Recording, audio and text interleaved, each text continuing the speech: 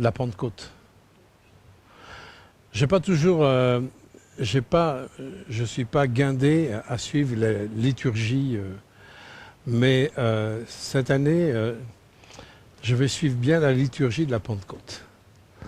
Parce que j'avais d'autres messages que j'apporterai ultérieurement, mais j'étais interpellé sur les fêtes de l'Éternel et pourquoi, en fin de compte, les fêtes de l'Éternel sont importantes. Il y a 3 grandes fêtes juives qui sont vraiment principales. Il y a la fête de la Pessa, et Pessa, c'est la Pâque juive. Vous vous souvenez quand l'Israël était sous l'esclavage de Pharaon, et Moïse a été envoyé par Dieu pour sortir le peuple d'Israël. Pour ceux qui ont vu le film Les 10 Commandements, je résume un petit peu. Dieu a dit à Moïse, tu diras au peuple de prendre un agneau sans tache et un agneau dans la force de l'âge. Et vous le saignerez, vous récupérez ce sang, et ce sang vous le mettrez sur les portes des linteaux de porte là où vous êtes. Et l'ange de l'extermination de la mort passera outre. Et passer outre, c'est le mot Pâques, c'est la Pessa, c'est la Pâque. C'est là où le peuple de l'Éternel a été épargné du jugement qui est tombé sur l'Égypte. Et Dieu avait demandé de fêter, en fin de compte, la Pâque. Donc cette Pâque, elle est très importante, elle a été perpétuée dans le judaïsme, jusqu'à ce que Jésus arrive, où, pour ceux qui ne savent pas, le vrai christianisme biblique, c'est l'accomplissement du judaïsme. Le judaïsme, tout était prophétique, tout était fait en fonction du plan de Dieu pour le futur, mais tous les symboles de l'Ancien Testament se sont concrétisés lorsque Jésus est venu. Et ce n'est pas le fruit du hasard que Jésus a été arrêté au moment de la Pâque juive.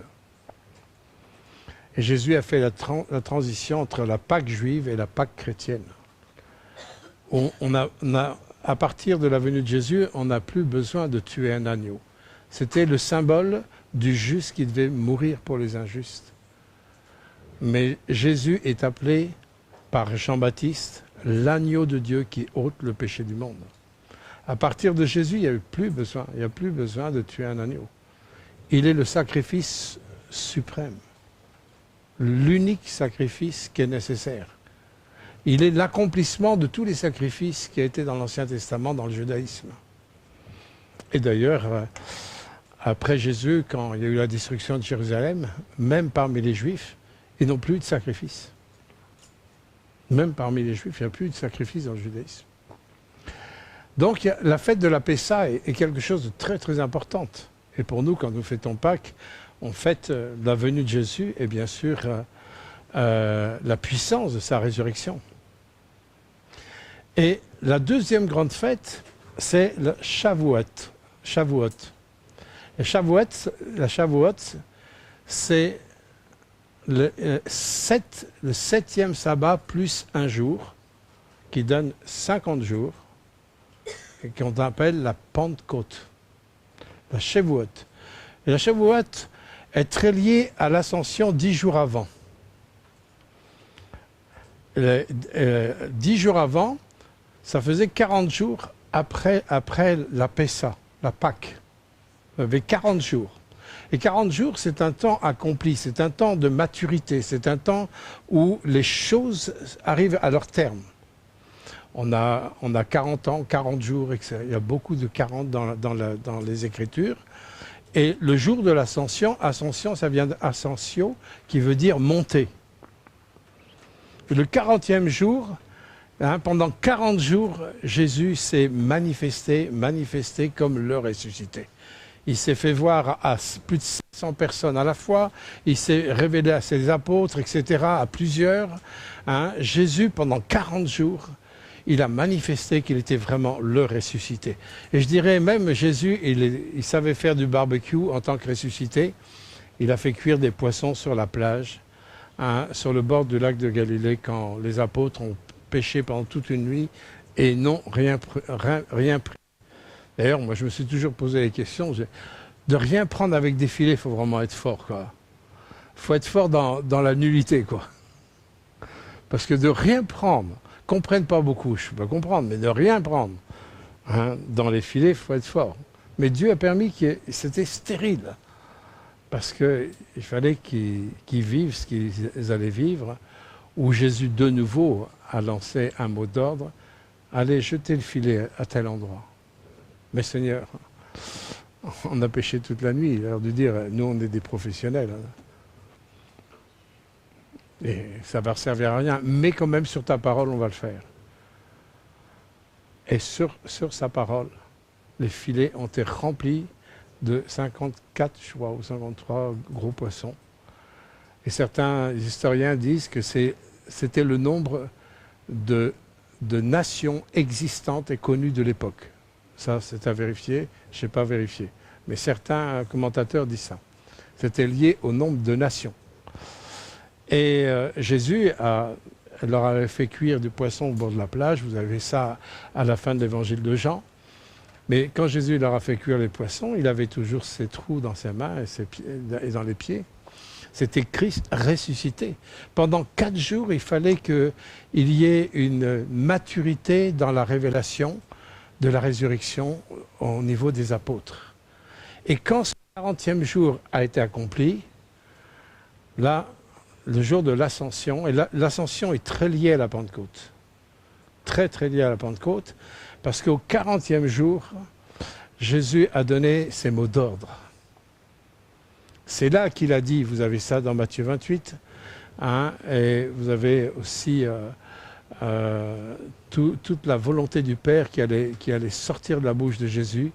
Allez, faites de toutes les nations des disciples, les baptisant au nom du Père, du Fils et du Saint-Esprit, et enseignez-leur tout ce que moi je vous ai prescrit. C'était une commission, je veux dire, qui dépassait les compréhensions de l'époque, parce que même aller par toutes les nations, hein, de toute la terre, annoncer l'Évangile, à l'époque, avec le peu de connaissances des nations qu'il y avait, ça n'avait pas beaucoup de sens. C'était très limité, en fin de compte. Aujourd'hui, plus de 2000 ans après, on se rend compte que la parole du Seigneur s'est accomplie. Les paroles de Dieu ne peuvent pas ne pas s'accomplir. Tout peut changer, mais la parole de Dieu, elle ne changera pas. Quand Dieu proclame, quand Dieu dit, les choses se font, quels que soient les événements, se refont en fonction de ce qu'il dit. Parce que ce n'est pas n'importe qui dit ça.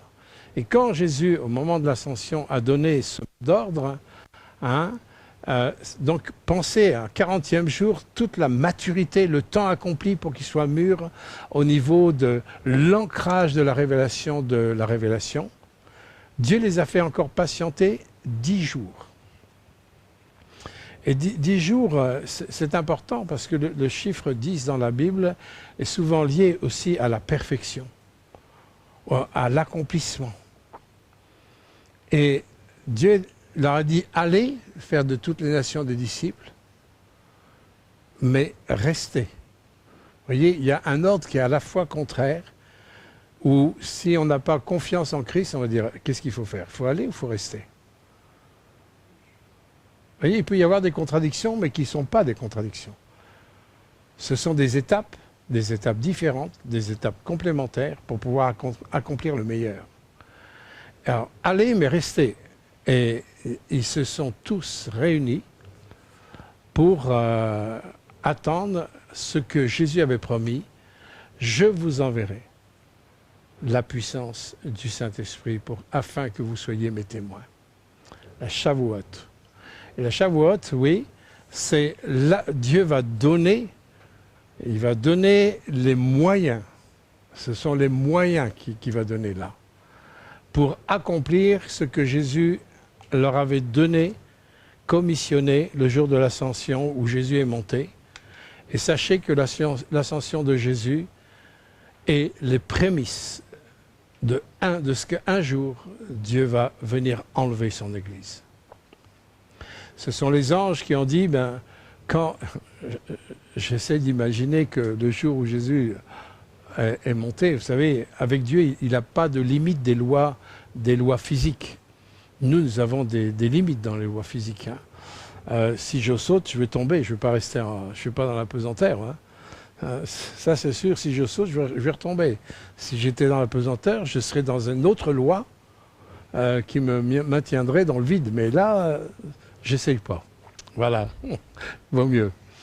Mais vous comprenez, nous on est limité en fonction des lois physiques, etc. Mais Dieu, il n'est pas limité dans ses lois physiques puisqu'il est au-dessus. Et toutes les lois qui existent viennent de lui. Donc il n'a pas de limite. Mais j'essaie d'imaginer les 12, les premiers disciples, où Jésus était en train de leur parler, et tout d'un coup, ils voient Jésus monter comme ça. Il attend, et la marmotte essayez d'imaginer ça. Et ils étaient babas, ils étaient la tête en l'air. Et là, c'est là que les anges sont venus dire, mais arrêtez de regarder. De la même manière que vous l'avez vu monter, il reviendra. Et là, encore une promesse du retour de Jésus. Et le Seigneur va nous emmener de la même manière. Et il veut nous préparer. Et certains, la Bible dit, deux seront dans un lit, un sera pris, l'autre sera laissé. Il y en aura un qui sera aussi au champ, l'autre sera à la maison. Un sera pris, l'autre laissé. Ceux qui seront pris, ce sont ceux qui sont en harmonie et qui sont dans l'alignement de la pensée de Dieu. Mais ce qui s'est passé avec Jésus, c'est les prémices. Ce sont les prémices de ce que nous allons vivre. Et donc, Dieu, il a envoyé la puissance de son Saint-Esprit le jour de la Pentecôte pour absolument donner les moyens, les capacités à ses apôtres pour accomplir l'ordre donné le jour de l'Ascension. Et si vous êtes des fidèles lecteurs de la Bible, vous remarquerez une différence claire, nette, précise entre les apôtres de avant la Pentecôte et après la Pentecôte. La différence des apôtres, avant la Pentecôte, on voit les apôtres très proches de nous, quoi. Un peu foufou, un peu renfermé, un peu beaucoup orgueilleux, un peu beaucoup tourné sur soi-même. On voit les apôtres, on a l'impression d'être devant un miroir. Dire, ils sont vraiment de la même trempe que nous. Ouais, quand ils se bagarraient, ils voulaient dire, lequel sera à ta droite dans le ciel. Vous voyez, les sentiments humains de tout le temps vouloir être au-dessus, d'être le meilleur et tout ça. Ou alors l'apôtre de l'amour, l'apôtre Jean, qui avait suggéré à Jésus de faire tomber le feu du ciel sur les Samaritains, parce que les Samaritains n'avaient pas reçu Jésus. Mais Jésus dit, mais tu ne sais même pas de quel esprit tu es animé. Une extermination, juste comme ça, l'apôtre de l'amour. C'est quand même l'apôtre de l'amour qui a suggéré une chose comme ça. Vous voyez, on se reconnaît bien dans les apôtres de avant la Pentecôte. Mais je souhaite, et je crie à Dieu pour qu'il en soit ainsi, c'est que maintenant que nous fêtons aussi la Pentecôte, il faut aussi que nous puissions avoir les mêmes changements, les mêmes transformations qu'eux. Parce qu'ils ont été jusqu'au bout pour vraiment annoncer la puissance de Dieu. Et la troisième, je vais passer très rapidement sur la troisième, je vais revenir sur Shavuot. La troisième grande fête, c'est la fête de Sukkot. Et la fête de Sukkot se situe à peu près à l'époque du mois d'octobre, ce qu'on appelle la fête des tabernacles ou la fête des tentes. Donc il y a ces trois grandes fêtes qui sont très très liées les unes avec les autres dans la chronologie du plan de Dieu pour les humains. Et la fête de Sukkot, aujourd'hui, donc elle est fêtée régulièrement à Jérusalem. Hein, si vous allez à Jérusalem au moment de la fête des tabernacles, vous avez les Israéliens qui mettent des petites tentes. Le symbole des tentes ou des cabanes, qui rappelle le peuple d'Israël qui a marché pendant 40 ans, habitant sous des tentes en plein désert, pour aussi aller vers le pays promis. Tout ça, c'est symbolique. Mais ces symboles représentent des réalités. Comme ces drapeaux qui sont là, qui sont que des bouts de chiffon. Alors c'est choquant quand je dis ça, mais ces bouts de chiffon, à cause des couleurs qu'ils ont, ce sont des drapeaux qui symbolisent une géographie, une nation, un pays. Mais derrière le symbole, il y a une réalité. Vous comprenez ça? Et ces fêtes sont symboliques, mais derrière ces symboles, il y a des réalités. Et la réalité, c'est que vraiment les choses vont se faire. Et quand Jésus va revenir, on verra que oui, il n'y aura plus besoin de marcher vers ce que Dieu nous a promis. Mais dans le retour de Jésus, la promesse va être pleinement accomplie. Et dans la fête de Sukkot, oui, on attend le Messie qui revienne, qui puisse revenir aussi à Jérusalem comme il était promis. La Bible dit, il posera ses pieds sur le mont des Oliviers et tous ceux qui l'ont percé, ils le reconnaîtront. Et vous avez ça dans le prophète Zacharie. Lisez le prophète Zacharie dans l'Ancien Testament, alors qu'à ce moment-là, au moment de Zacharie, Jésus n'était même pas encore crucifié. Mais il y a une prophétie dans Zacharie qui dit « Ils reconnaîtront celui qu'ils ont percé ». Ça, c'est encore une prophétie. Alors, je reviens à cette deuxième grande fête qui est la Shavuot au niveau de la Pentecôte. Donc, on va lire le texte de Acte 2 à partir du verset 1. Il n'y aura pas beaucoup de références aujourd'hui. Alors, ça a dû alléger les techniciens, parce qu'en général, on leur envoie les références. Et moi, je suis de ceux qui donnent pas mal de références pour que vraiment vous puissiez avoir la responsabilité de contrôler ce qui est dit. Que ce qui est dit, vous avez la responsabilité de contrôler. Mais là, on va s'arrêter simplement à Acte 2, un chapitre que vous connaissez bien, en tous les cas. Mais on va essayer de voir ce qui s'est passé vraiment le jour de Shavuot.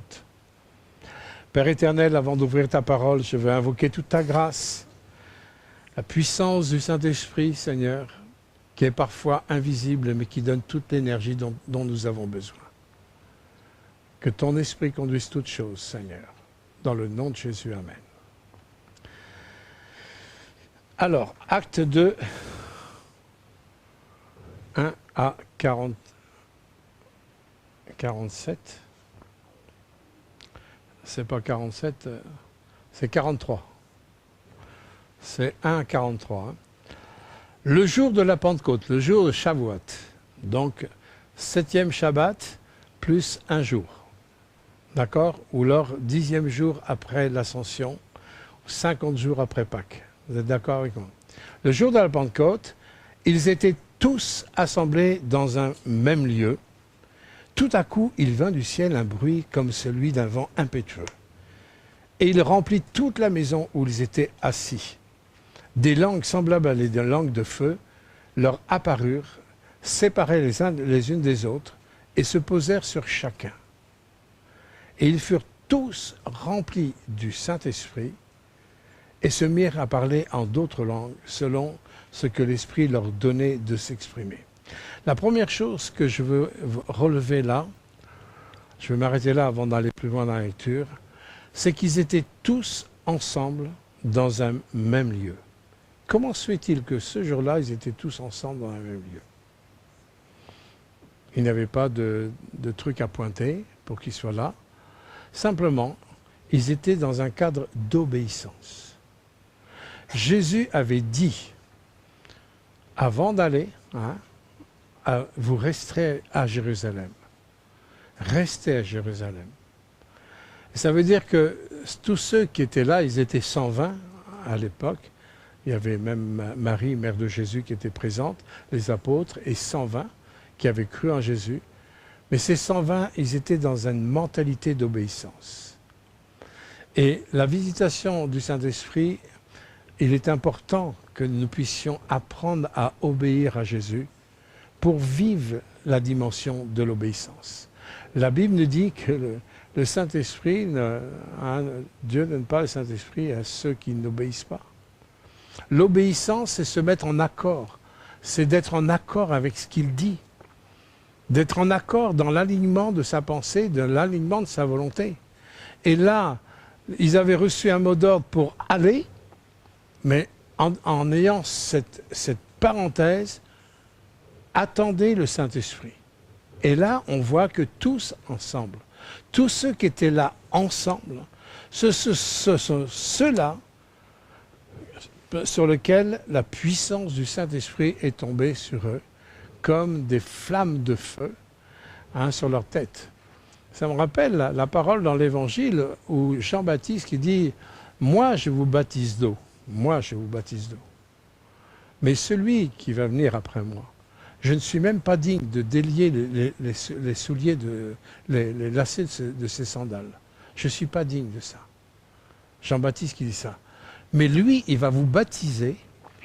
Baptiser, le mot baptiser, c'est immerger. C'est plonger. Il va vous baptiser du Saint-Esprit et de feu. D'esprit et de feu. Et le feu a une caractéristique importante, c'est que le feu brûle et consume tout ce qui a besoin d'être détruit, toute impureté. Quand on met de l'or dans le feu, on met l'or dans le feu pour enlever les scories de ce qui n'est pas or. Et quand l'or est dans le feu, arrivé à un certain degré, tout ce qui n'est pas or disparaît et vous ressortez de l'or qui est purifié. C'est important tous ces symboles-là parce que ce sont ces images qui nous permettent de comprendre les choses invisibles, ça nous permet de les comprendre à notre niveau dans le monde invisible. Et la puissance du feu veut aussi consumer en nous nos craintes, nos peurs, nos frayeurs et tout ça. Les apôtres ont eu, par cette visitation du Saint-Esprit, une force, un dynamisme qu'ils n'avaient pas antérieurement. Regardez l'apôtre Pierre, 53 jours avant, 3 jours avant Pâques, il a renié son maître. Il était un trouillard. Il était un être avec ses forces humaines. Il était un simple homme. Et il a renié son maître. Mais on va voir tout à l'heure, ce même Pierre, 53 jours après, une fois que ces flammes de feu étaient sur eux, ils ont été visités par le Saint-Esprit et ils se mirent à parler en d'autres langues. Donc, la première chose qu'il faut retenir, c'est quand Dieu nous demande un ordre précis, acceptons cet ordre, soumettons-nous à l'ordre de Christ, et c'est là que la bénédiction, elle descend comme elle est descendue le jour du Shavuot. On va continuer verset 5. Or, il y avait en séjour à Jérusalem des Juifs. Il faut savoir qu'on n'est que 50 jours après Pâques, et vous savez que dans les coutumes juives, Israël montait à Jérusalem pour fêter toute la Pessa, Pâques. Donc, les gens restaient, donc il y avait plusieurs étrangers, des Juifs d'Israël, des Juifs de Grèce et d'ailleurs, qui venaient à Jérusalem. Et il y avait à Jérusalem des Juifs, hommes pieux de toutes les nations qui sont sous le ciel. Au bruit qui eut lieu, la multitude accourut, et elle fut confondue parce que chacun les entendait parler de sa propre langue. Ils étaient tous dans l'étonnement et la surprise, et ils se disaient les uns les autres, « Voici des gens qui parlent, ne sont-ils pas tous des Galiléens? Comment les entendons-nous? Dans notre propre langue à chacun, dans notre langue maternelle, les Pardes, les Mèdes et les Élamites, ceux qui habitent la Mésopotamie, la Judée, la Cappadoce, le Pont, l'Asie, la Phrygie, la Pamphylie, l'Égypte, le territoire de Libye, voisine de Cyrène, et ceux qui sont venus de Rome, juifs et prosélytes, crétois et arabes, comment les entendons-nous parler dans nos langues des merveilles de Dieu? Ils étaient tous dans l'étonnement Et ne sachant que penser, ils se disaient les uns les autres, mais que veut dire ceci? Que veut dire ceci? Mais d'autres se moquaient. Ils disaient, ils sont pleins de vin doux.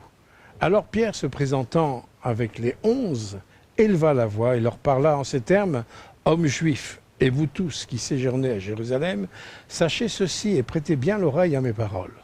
Ces gens ne sont pas ivres, comme vous le supposez, car c'est la troisième heure. La troisième heure, les heures étaient comptées. La première heure, c'est commencé à 6 heures du matin. Et la troisième heure, c'est 9 heures du matin. Ouais, les heures commençaient comme ça. La première heure, c'était l'heure du jour. C'était 6 heures du matin. Et là, il était 9 heures du matin. Ces gens sont ivres, et comme vous ne sont pas ivres, mais comme vous le supposez, mais c'est la troisième heure du jour. L'apôtre Pierre, il est devant tous ces juifs qui viennent d'horizons différents. Dieu leur a permis de parler des langues qu'ils ne connaissent pas, mais que ces personnes qui venaient de l'étranger connaissaient. Ça me rappelle un témoignage, une fois, un homme avait été au culte en Espagne, dans une assemblée espagnole, une assemblée évangélique espagnole. C'était un vacancier. Et la première fois, il vient au culte. Personne ne le connaissait, incognito. Et à un moment donné, il y a eu un parler en langue spéciale. Et dans ce parler en langue spéciale, il parlait en français. Cet homme-là était français, mais là-bas en Espagne, il parlait espagnol, bien sûr. Et la personne qui a donné le parler en langue en français ne parlait pas un seul mot de français, ne connaissait pas du tout le français. Mais en fin de compte, c'était un message qui était adressé directement à la personne. Dieu peut faire des choses comme ça, et on en a été témoin de plusieurs manières. Il y a ce parler en langue que Dieu peut utiliser des langues d'une personne, une tierce personne, pour me parler de la gloire de Dieu, mais il y a aussi dans Ésaïe chapitre 28, verset 11, une prophétie que Dieu avait donnée 750 ans avant Jésus-Christ. Il avait donné une prophétie qui était liée aussi au parler en langue que nous connaissons, où Dieu dit c'est par un langage barbare, par des balbutiements, que Dieu parlera à ce peuple. Nous connaissons ce langage barbare, ce balbutiement, on le connaît, mais c'était prophétisé 750 ans avant, et on sait par l'étude de la Bible que ça a un rapport direct avec le parler en langue. Pourquoi? Parce que c'est l'apôtre Paul dans les actes, dans l'épître aux Corinthiens, quand il parle des dons de l'Esprit, c'est l'apôtre Paul qui fait référence à cette prophétie. Donc là, on a affaire à une dimension du Saint-Esprit que Dieu va utiliser quelque chose de surnaturel. Quelqu'un qui ne parle pas une langue, Dieu peut lui faire parler pour donner un message à quelqu'un. La Bible dit, Dieu parle tantôt d'une autre et tantôt d'un moyen, tantôt d'un autre. Mais l'homme n'y prend point garde. Et là, Dieu est en train de parler à tous les Juifs qui sont là présents. Et les Juifs qui sont présents, qui viennent de l'étranger, il dit, ils parlent de la gloire de Dieu dans notre propre langue. Et vous savez, quand il y a une action de Dieu, il y a aussi en parallèle souvent une action de la chair ou une action des ténèbres. Il y a ceux qui se posaient les questions, mais que veut dire cela? Et ça, c'est une bonne attitude. Face à une action du Saint-Esprit, comme le jour du Shavuot, là, il y en a qui ont une très bonne attitude. Au verset 12, il dit, ils se posaient la question, que veut dire cela? Et c'est normal qu'on s'interroge devant quelque chose de nouveau, quelque chose qu'on ne contrôle pas, quelque chose qui nous étonne. C'est tout à fait normal de se poser ce genre de questions. Par contre, à côté, il y a les moqueurs, et il y en a qui se moquent. Alors là, ne t'assieds pas en compagnie des moqueurs, la Bible nous dit, mais il y a toujours ceux qui se moquent. Ils se moquent de quelque chose qu'ils ne comprennent pas. Parce qu'ils ne comprennent pas, ils se moquent. Parce que c'est quelque chose qui les dépasse, ils condamnent, ils jugent, etc. Et ça, vous aurez toujours ça dans votre vie, mes bien-aimés. Quand la puissance du Saint-Esprit agira ou agit dans votre vie, vous aurez toujours des personnes qui vont vous encourager, qui vont vous aider, qui vont être à vos côtés pour pouvoir grandir et pour pouvoir aussi conforter ce que le Saint-Esprit est en train de faire dans votre vie. Mais vous aurez toujours à vos côtés aussi des moqueurs. Ne vous laissez pas intimider par les moqueurs. Et là, cet apôtre Pierre que nous connaissons avant, tellement fougueux, tellement rempli de lui-même dans beaucoup de domaines, cet apôtre Pierre n'a pas hésité à prendre la parole devant tous. Il a pris position d'une façon claire et il a dit ce qu'il a dit, ne soyez pas étonnés. Hein. Et on va continuer ce qui est dit, mais c'est ici, hein, au verset 16, c'est ici ce qui avait été dit par le prophète Joël. Le prophète Joël fait partie, comme certains disent, des petits prophètes. Pour moi, il n'y a pas de petits prophètes. Il y a des livres qui sont petits. Il y a des prophètes où les livres sont plus grands, comme le prophète Daniel, Ésaïe, etc. Et il y a des prophètes où les livres sont plus petits, mais ça ne veut pas dire que les prophètes sont petits. Ils sont le porte-parole de la voix de Dieu, de l'Esprit de Dieu. Et ce prophète Joël a vécu à peu près dans les années 750 ans à 800 ans avant Jésus-Christ. Et ce prophète Joël, voilà ce qu'il va dire. L'apôtre Pierre, face à ces Juifs qui étaient dans l'étonnement, va aller quelque part, conduit par l'Esprit de Dieu, rappeler ce que Dieu avait dit plus de 7 siècles avant. Je vous dis, la force de la Bible, c'est qu'elle est prophétique. C'est là la force de la Bible, et c'est là que la Bible, elle est unique. Elle est unique dans sa force parce qu'elle est prophétique. Et voilà ce que le prophète Joël a dit par le Saint-Esprit, hein, 750 ans, 800 ans avant Jésus-Christ. Voilà ce que le prophète a dit. Dans les derniers jours, et vous savez que les derniers jours, ils sont mesurés à partir du moment où Jésus est ressuscité. À partir de la résurrection de Jésus, les derniers jours ont commencé. Ça ne veut pas dire que c'est le dernier jour comme nous on peut l'entendre. Hein, le dernier jour, hier, c'est le dernier jour de la semaine. Aujourd'hui, le premier jour de la semaine, le dimanche. Non, ça ne veut pas dire ça.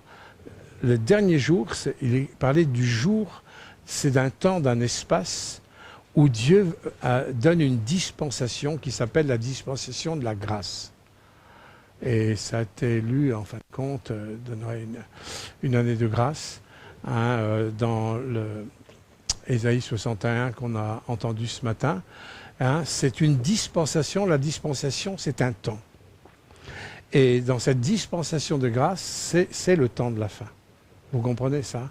Il dit, dans le temps de la fin, dans les derniers jours, dit Dieu, je répandrai mon esprit sur toute chair. Vos fils et vos filles prophétiseront. Vos jeunes auront des visions. Vos vieillards auront des songes. Oui, sur mes serviteurs et sur mes servantes, dans ces jours-là, je répandrai mon esprit. Ils prophétiseront. Je ferai paraître des prodiges en haut dans le ciel et des miracles en bas sur la terre, du sang et du feu et une vapeur de fumée. Le soleil se changera en ténèbres et la lune en sang avant l'arrivée du jour du Seigneur, de ce jour grand et glorieux. Alors quiconque invoquera le nom du Seigneur sera sauvé. Là, vous avez une panoplie, hein, du plan de Dieu où il y a cette puissance du Saint-Esprit, où Dieu va faire des prodiges et des miracles. Et si vous regardez bien les actes des apôtres, vous vous rendez compte que sans la présence physique de Jésus, on n'est plus dans le ministère physique de Jésus, puisque le ministère physique de Jésus, c'est dans les 4 évangiles. On est dans le ministère de Christ à travers son Église. Le jour de la Shavuot, de la Pentecôte, c'est la concrétisation, l'institution de l'Église qui est officialisée par la présence du Saint-Esprit sur les premiers apôtres. Et qu'est-ce que les premiers apôtres ont vécu? C'est pas pour rien qu'on parle des actes des apôtres. On voit le fruit. Parce que, vous savez, c'est toujours dire, c'est facile de dire, moi je suis rempli du Saint-Esprit. Ouais, ben ouais. Comme je disais tout à l'heure, la marmotte, hein, d'accord. Mais si je suis rempli du Saint-Esprit, il doit y avoir du fruit. Et un des premiers fruits de la présence du Saint-Esprit dans ma vie, c'est le fruit de l'Esprit. C'est le fruit de l'Esprit. La paix, la bonté, la bénignité, etc. Tout ce fruit, la patience, on est très doués en patience, nous. Hein, tout ce fruit de l'Esprit doit s'installer. Dieu veut installer le fruit, c'est-à-dire la nature même de Christ. Le cœur de Christ, la pensée de Christ. C'est pour ça que Dieu il nous bouscule par son esprit et pour nous rendre capables d'être des disciples, pas des chrétiens du dimanche. Dieu n'a que faire de chrétiens du dimanche. Mais il n'a pas que faire de disciples. D'ailleurs, Jésus n'a jamais dit « Allez, faites de toutes les nations des chrétiens du dimanche ». Jésus n'a jamais dit ça. Jamais, jamais, jamais. Mais il a dit « Allez, faites des disciples ». Et un disciple, c'est celui qui a ses yeux sur le maître. Et vous, comme moi, nous n'avons qu'un seul et unique maître. Celui qui a été percé et celui qui a ressuscité. C'est lui que nous suivons. Nous ne le suivons pas que le dimanche matin, entre 10h moins le quart et midi. Ça n'a pas de sens, ça n'a aucun sens. Et c'est des choses qui doivent se propulser autour de moi, en moi, et entre nous. Et l'Église, elle est comme un centre d'apprentissage où j'apprends à vivre toutes ces dimensions-là. Puisque le Seigneur dit que le fer émousse le fer, mais l'homme émousse l'homme. Et l'Église, elle a pour but, justement, d'apprendre, oui, on peut s'émousser, on a nos caractères, on a nos différences. Il y a des gens pauvres, il y a des gens riches, il y a des gens instruits, il y a des gens pas instruits, il y a de tous les âges, etc. Et avec ça, il faut qu'on soit tous ensemble. Vous avez une recette? La seule recette, c'est le Saint-Esprit. Tous ensemble. La seule recette, c'est de vivre ensemble les dimensions du Saint-Esprit. Il n'y a pas d'autre recette. Hein, on n'est pas dans un club de foot ou autre, hein, où il peut y avoir des bonnes ambiances, on peut s'aimer, mais c'est toujours avec les limites humaines. Est-ce que l'amour de Dieu, c'est un amour qui va au-delà de toute limite, comme il l'a manifesté sur la croix. Donc là, le Seigneur, il utilise l'apôtre Pierre pour rappeler que ces choses, elles sont normales. Le Shavuot, qui a eu le première Pentecôte qui a eu lieu, c'était normal. Les Juifs fêtaient cette fête. C'était la fête des prémices, la fête de la moisson. Le moment de la Pentecôte, oui, parce que on fêtait, c'était les premières récoltes. Et il y avait donc cette fête qui était dans le cadre de la Shavuot, parce qu'on fêtait les moissons qui venaient. Et là, au niveau chrétien, Dieu nous envoie où moissonner dans ce monde. Allez, faites de toutes les nations des disciples. On s'en va moissonner. Et il y a vraiment aussi la perspective que toutes les âmes qui sont appelées à Christ puissent aussi entendre le témoignage de Jésus-Christ. Malheur à moi si je me tais. Si nous nous taisons, comment croiront-ils? Si nous nous taisons, comment croiront-ils? Et moi, je bénis Dieu, c'est que les apôtres ne se sont pas tus à partir de la Pentecôte. Ils ne se sont pas tus. Ils ont parlé, ils se sont levés. Et on va continuer notre lecture. Pierre va dire quelque chose là, au verset 22. « Hommes israélites, écoutez ces paroles. » Et dans le « écoutez ces paroles », on revient en fin de compte au livre des Proverbes, où Dieu dit « Israël, écoute ». Et lorsqu'il parle d'Israël, écoute, il demande aussi à l'Église, est-ce que j'écoute la parole de Dieu? Si je veux suivre Jésus, je ne peux pas le suivre si je n'apprends pas à l'écouter. Et l'apôtre Pierre, il va sensibiliser ces Juifs, dit, écoutez, hommes israélites, écoutez la parole. Écoutez ce que Dieu a à dire. Je peux me fermer ou je peux m'ouvrir. Mais à partir du moment où la parole de Dieu, elle est libérée, je deviens responsable si j'ouvre pour recevoir ou si je ferme la porte pour un non-recevoir. À partir de là, quand Dieu me sensibilise pour l'écouter, je deviens responsable de ce qui va être dit, de comment je vais le recevoir. Dieu n'est pas responsable. Il vient jusqu'à nous pour nous transmettre des choses qui nous dépassent, mais qui met à notre niveau. Écoute ces paroles. Et là, l'apôtre Pierre va devenir, quelque part, le premier grand témoin, d'une façon publique, devant des centaines de personnes. Et je dirais même des milliers de personnes, puisqu'il y a eu 3000 conversions. Pas mal, première prédication, 3000, c'est pas mal. C'est presque trois fois histo. C'est quand même pas mal pour une première prédication. Et pour quelqu'un qui a la trouille, quelqu'un qui avait peur, quelqu'un qui était craintif, quelqu'un qui n'osait même pas dire qu'il était avec Jésus 53 jours avant, regardez ce qui sort de cette bouche de quelqu'un qui est visité et qui a été visité par le Saint-Esprit. Jésus de Nazareth, cet homme à qui Dieu a rendu témoignage devant vous, par les miracles, les prodiges, les signes qu'il a portés par lui au milieu de vous, comme vous le savez vous-même. Cet homme, livré selon les desseins arrêtés, selon la préscience de Dieu, et il a de la force, vous l'avez crucifié. Là, il n'a plus peur. Vous avez remarqué ça? C'est plus le Pierre qu'au moment où le coq a chanté. Il n'y a que 53 jours, c'est pas beaucoup. Il y a des gens qui disent oh, faut quand même une vie pour être transformé. Là, une vraie transformation, 53 jours. Qu'est-ce qui peut rendre possible ça? Et mes bien-aimés, ça doit vous donner de l'espérance pour vos vies.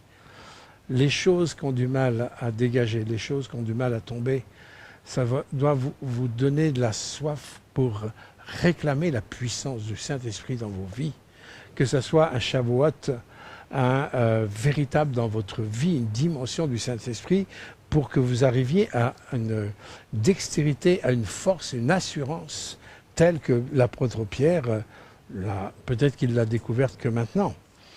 Il dit, vous l'avez crucifié, vous l'avez fait mourir par la main des impies. Dieu l'a ressuscité en le délivrant des liens de la mort, parce qu'il n'était pas possible qu'il fût retenu par elle. Car David dit lui-même, et là aussi Pierre, n'oubliez pas, Pierre n'avait pas une formation théologique comme l'apôtre Paul. Pierre était un homme du peuple. Et même les pharisiens disent, c'était des gens sans connaissance. Mais d'avoir fréquenté Jésus pendant 3 ans et demi, et rempli du Saint-Esprit, s'il y en a un qui connaissait bien la parole de Dieu, c'est le Saint-Esprit, puisque la parole dit que toute écriture a été inspirée par le Saint-Esprit. C'est pour ça qu'elle est prophétique. Et là, l'apôtre Pierre, il va relever une prophétie qui date à peu près entre 900 et 1000 ans avant Jésus-Christ. C'est à peu près l'époque du roi David. Voilà ce que David, le deuxième roi d'Israël, disait, sachant que David avait l'esprit prophétique. Combien de prophéties sont sorties de la bouche de David? Car David dit de lui, « Je voyais constamment le Seigneur devant moi parce qu'il est à ma droite afin que je ne sois pas ébranlé. » Point ébranlé. « Aussi mon cœur est dans la joie et ma langue dans l'allégresse, et même ma chair reposera avec espérance, car tu n'abandonneras pas mon âme dans le séjour des morts, et tu ne permettras pas que ton sein voie la corruption. Tu m'as fait connaître les sentiers de la vie, tu me rempliras de joie par ta présence. » Et là, Pierre dit, « Homme frère, qu'il me soit permis de vous dire librement au sujet du patriarche David. » David, lui, il était mort. Et il y a même le sépulcre de David. Et il est resté mort, David. Il a été enseveli, son sépulcre était encore au milieu de nous. Comme il était prophète, il savait, et qu'il savait que Dieu lui avait promis un serment de faire asseoir un de ses descendants sur son trône. C'est la résurrection de Christ qu'il a prévu et annoncé en disant qu'il ne serait pas abandonné dans le séjour de mort et que sa chair ne verrait pas la corruption. Le roi David prophétisait la résurrection de Jésus-Christ.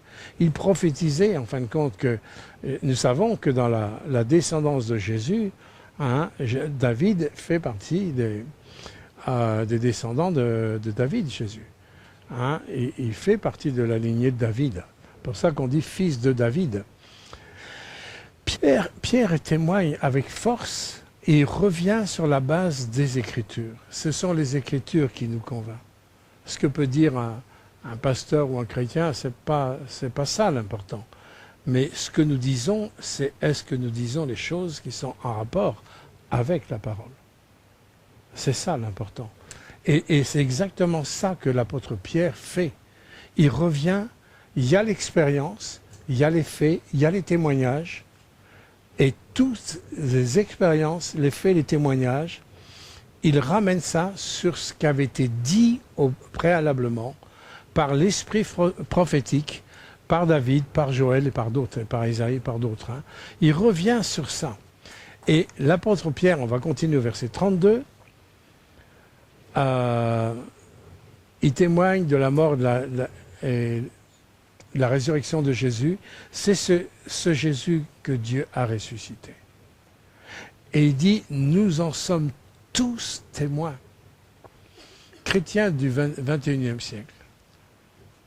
Une question que je peux vous poser. Est-ce que vous êtes vraiment témoin de la résurrection de Christ? Alors vous pouvez me dire, oui, mais il y a 2000 ans, ça a eu lieu. Et c'est important. Vous savez, le titre de mon message, c'est La Pentecôte, virgule, le bon départ. Parce que quelque part, c'est vraiment à la Pentecôte qu'il y a le vrai départ de ce qu'est un chrétien biblique. On n'est pas chrétien biblique simplement parce qu'on adhère à une église, on est membre d'église, ou alors on a reçu des sacrements d'une église. Mais à un moment donné, j'ai besoin d'être témoin que Christ est vraiment ressuscité. Vous savez, quand je me suis converti, moi, il y a 50 ans en arrière, je parle souvent de mon témoignage parce que c'est important. Hein, ce sont des choses qu'on a vécues.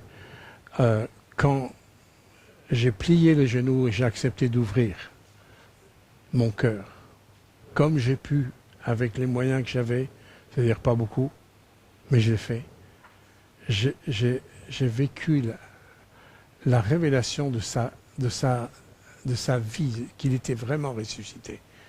Je ne le voyais pas, je ne le touchais pas, mais combien tout mon être savait que Jésus était là. C'est difficile à expliquer ça. Il faut le vivre, vous comprenez? Mais je savais que l'histoire de la résurrection, ce n'était pas une histoire d'il y a 2000 ans. Je savais qu'il était vraiment ressuscité. Beaucoup de chrétiens d'aujourd'hui ont juste une connaissance intellectuelle de la résurrection de Jésus. Et le sait, ils sont d'accord.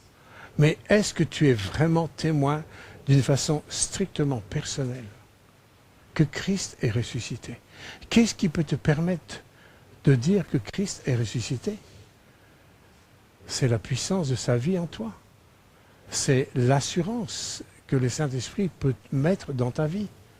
C'est la conviction de péché avec la conviction du pardon, où Dieu te purifie de tout péché, de toute iniquité, où tu peux repartir à zéro.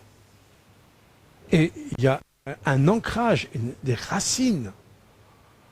Et ça ne peut pas venir de Marché U ou de chez Leclerc, ça. Vous n'avez pas tout ça dans les emballages. Ça se vit d'une façon strictement personnelle. Et combien c'est important. On parle de la Pentecôte, oui, mais il est important que les chrétiens vivent cette dimension de Pentecôte, qui commence déjà par la révélation qu'il est ressuscité. Et il est tellement, je sais qu'il est ressuscité que, bon, après, je lui donne toute ma vie. Je vais continuer encore, hein.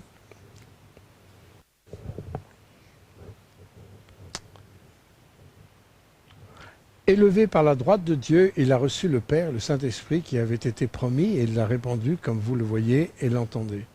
Car David n'est point monté au ciel, mais il dit lui-même, le Seigneur a dit à mon Seigneur, assieds-toi à ma droite, jusqu'à ce que je fasse de tes ennemis mon marchepied, que toute la maison d'Israël sache, donc avec certitude, que Dieu a fait Seigneur et a fait Christ. Christ, ça veut dire oint, celui, le Messie, l'envoyé, hein, Christ, ce Jésus qui avait été crucifié. Et ce qui est important, au verset 37, c'est la façon dont la parole elle est reçue. Si tu ne reçois pas la parole, tu ne vivras pas la parole. Je répète, si tu ne reçois pas la parole, tu ne vivras pas la parole. Par contre, si tu la reçois, ça va faire toute la différence. Moi, dans ma chambre, il y a 50 ans, j'ai reçu. Et j'étais tellement bouleversé de réaliser que Jésus était vraiment ressuscité. Et en plus, je sentais sa présence. C'était dans ma chambre. Je n'étais pas dans une réunion, je n'étais pas dans une église, j'étais dans ma chambre chez mes parents, j'habitais chez mes parents. Mais Jésus était là. Il était au moins 3-4 heures du matin. Je sais qu'il était là. Tout est bouleversé, tout est chamboulé. Quand on se sent aimé, vraiment.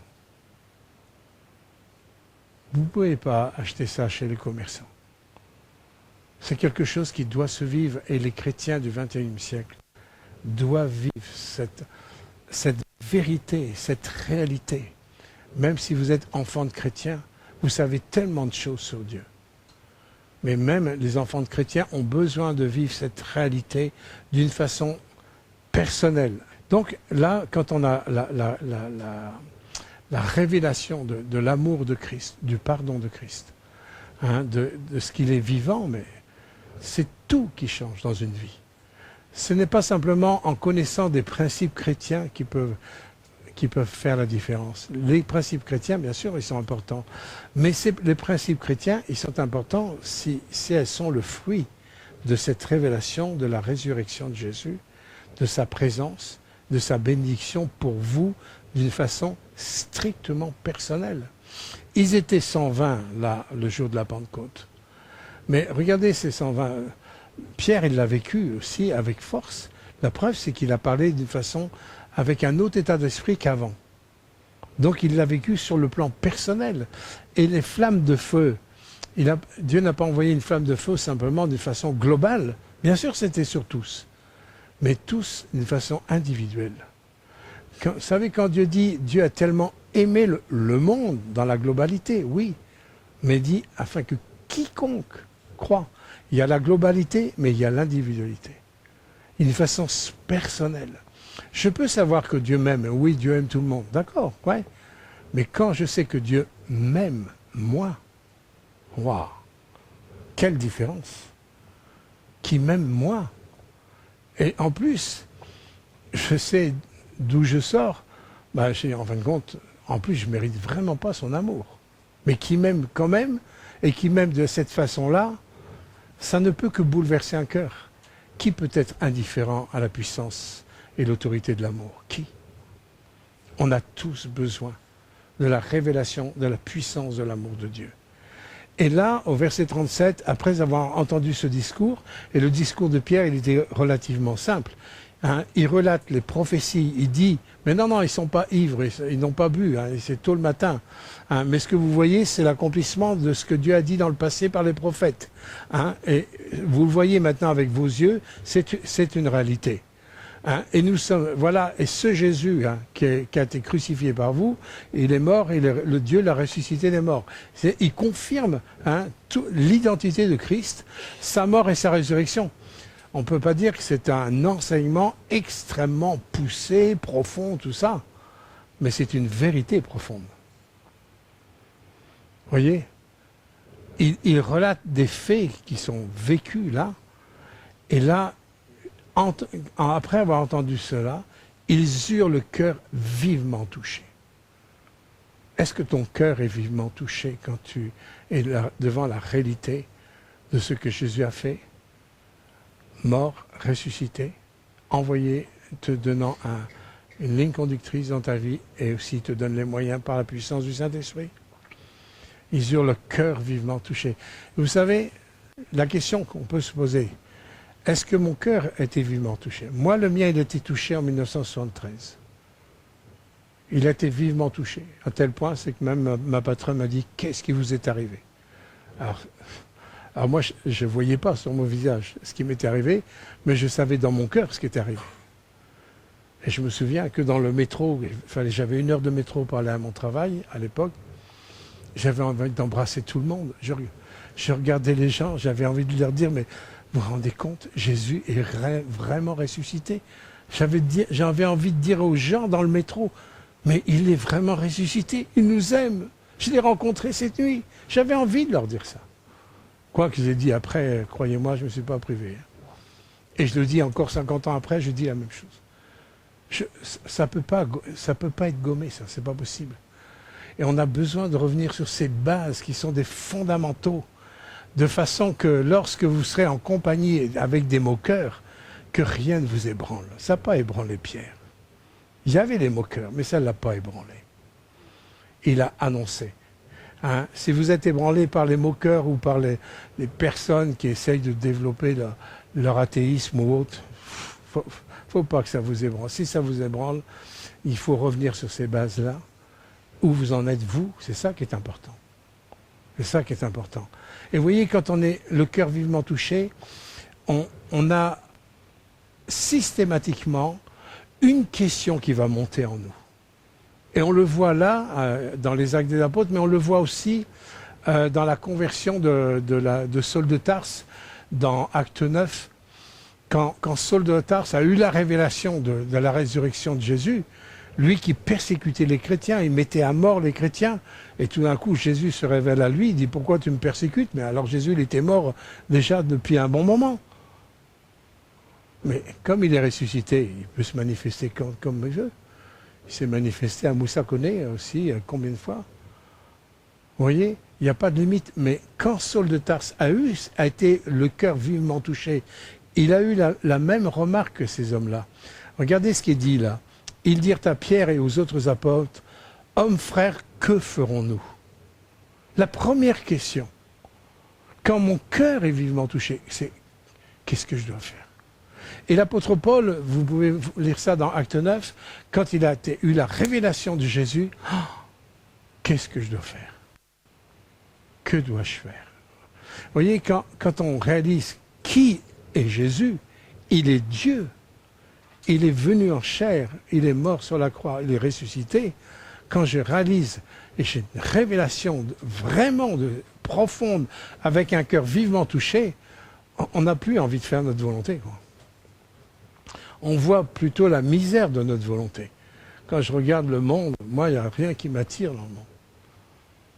Tout est éphémère. Tout n'est que du clinquant extérieur. Tout peut être déglingué en une seconde. Mais ce que nous construisons avec Dieu a des répercussions pour l'éternité. Vous voyez, et ce n'est pas étonnant qu'on puisse poser une telle question quand la révélation elle est profonde, quand la révélation elle est vraie. Qu'est-ce que je dois faire, Seigneur, maintenant? Ma vie, tu peux la prendre, je te la donne. Et je vais terminer sur la réponse de Pierre parce qu'elle est fondamentale pour se poser les bonnes questions au niveau de notre propre vie. La question, elle était claire. Je veux dire, c'est ça, jaillit de leur cœur, qu'est-ce qu'on doit faire? Ils ont été touchés, la question, elle était très claire. Mais ce que j'aime, c'est que la réponse de Pierre, elle est très claire aussi. Elle est aussi claire que la question. Et même, la réponse, elle est déroutante pour l'humain, monsieur tout le monde, elle est très déroutante. Mais la réponse, elle est claire. Et cette réponse claire doit nous faire voir ce que c'est que de devenir chrétien. Ce que c'est que de mettre notre vie en règle avec Dieu. Ce que c'est d'être un disciple de Jésus-Christ. Et on a tout dans la réponse de Pierre. Voilà ce qu'il dit, verset 38. Pierre leur dit, première chose, repentez-vous. Moi, je suis scandalisé qu'aujourd'hui, on ne veut plus entendre parler de repentance. Alors que nous sommes profondément pécheurs. Une fois, moi, j'étais au Cameroun et on m'a présenté avec toute une liste, le pasteur Difto, secrétaire national d'Élim, tout ça. Je dis, bon.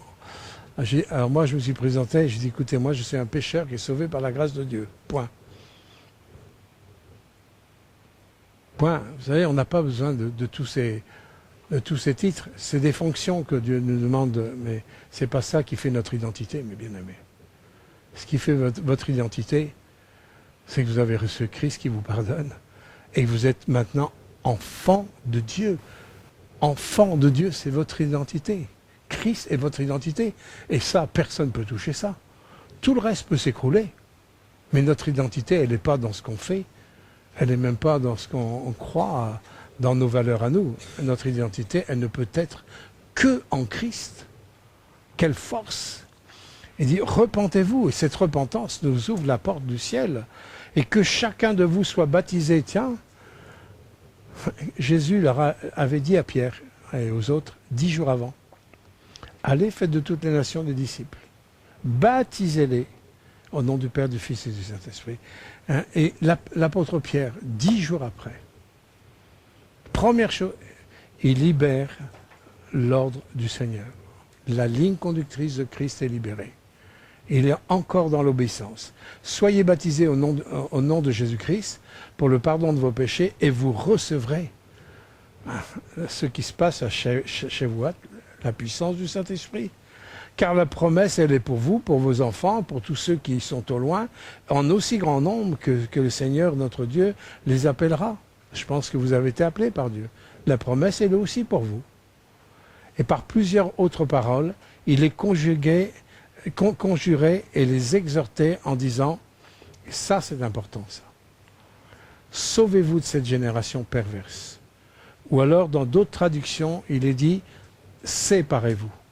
Et j'aime bien le mot séparer, parce que derrière le mot séparer, il y a la notion de la circoncision. Vous savez que dans l'Ancien Testament, pour faire partie du peuple de Dieu, les hommes devaient être circoncis. Et la circoncision dans la chair a arrêté à partir de la venue de Christ. Merci Seigneur pour les hommes. Gloire à Dieu. Ouf. La circoncision dans la chair est arrêtée, mais la circoncision du cœur, c'est la circoncision du cœur qui n'est pas arrêtée. Et là, la circoncision du cœur, s'il y a une vraie repentance, ma repentance, je me sépare de l'état d'esprit qui gère ce monde. Où on a la puissance de la chair, les jalousies, la haine, les querelles, les sectes et tout ça, quoi. Et où le regard dans le monde est un regard purement égocentrique. On se sert d'abord, c'est nous d'abord, après, on verra bien. Même dans l'amour humain, il y a toujours une pensée égoïste à la base. Alors, si je me sépare, parce que des fois, on demande pardon pour nos péchés, mais par contre, il y a des chrétiens qui ne demandent pas pardon pour leur nature pécheresse. On demande pardon souvent sur les conséquences du péché. Mais la repentance, elle n'est pas simplement sur les conséquences du péché. La repentance, elle doit être liée sur la nature pécheresse. Une nature pécheresse qui est centrée sur l'ego, sur notre personne. Et quand il y a une vraie repentance, ce qui fait le socle et le centre de ma vie, maintenant, ma vie, elle devient christocentrique, centrée sur Jésus. C'est ça, quand ma vie, elle est centrée sur Christ, ah oui, là, j'ai envie de faire tout ce qu'il dit. Là, j'ai la force. Là, le Saint-Esprit, il va jubiler dans ma vie. Mais si je reste centré sur ma nature, on ne m'aime pas, on ne me fait pas, on ne me comprend pas, on ceci, on cela, du coup, on est une victime. Et en étant une victime, c'est tous les autres qu'on en a après tous les autres. Ou alors, si j'ai fait des efforts pour faire du bien, c'est tellement dur que je juge tous ceux qui ne font pas d'efforts. On est dans la chair. Mais je reviens à ce socle qui est tellement important que beaucoup de chrétiens demandent pardon pour les conséquences du péché. Mais ils n'ont pas de révélation sur la nature même, sur notre nature, qui a été tellement séparée de Dieu qu'elle est forcément égocentrique. Elle ne peut pas être autrement. C'est pour ça qu'on ne peut rien attendre là. Et quand l'apôtre Pierre dit « séparez-vous », c'est qu'il y ait une coupure dans la mentalité là. Je ne veux plus me soumettre aux influences du monde, je ne veux plus me conformer au monde, parce que c'est que la ruine. Et on a toute l'histoire pour nous faire voir que dans le monde, c'est que la ruine. Même les choses positives sont traduites tôt ou tard en négatif. Toujours, toujours, toujours. Par contre, s'il y a une coupure, je ne fais plus partie de ce royaume, mais je fais partie d'un autre royaume, royaume de Dieu. J'ai une autre cité, j'ai un autre maître, j'ai une autre mentalité, une autre vision, un autre cœur, d'autres centres d'intérêt, et là je peux devenir et marcher dans ce que le Seigneur nous a donné. La conséquence de tout ça, c'est que 3000 personnes se sont engagées. Vous imaginez, 3000 personnes. Ceux qui acceptèrent la parole furent baptisés en ce jour-là. Le nombre des disciples s'augmenta d'environ 3000 âmes. Ils ont eu 3000 baptêmes à faire. 3000 baptêmes à faire le jour de la Pentecôte. Après, ça s'est rajouté de plus en plus. Mais vous voyez, vous avez toute la naissance de l'Église, qui n'a rien à voir avec tout ce qu'on peut connaître de l'Église historique. Mais là, vous avez la naissance. Et dans le Shavuot, j'aimerais qu'on revienne à cette naissance de l'Église.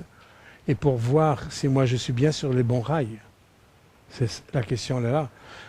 Et alors, la conséquence de ça, ils sont rentrés dans 4 persévérances dans Acte 2, 42.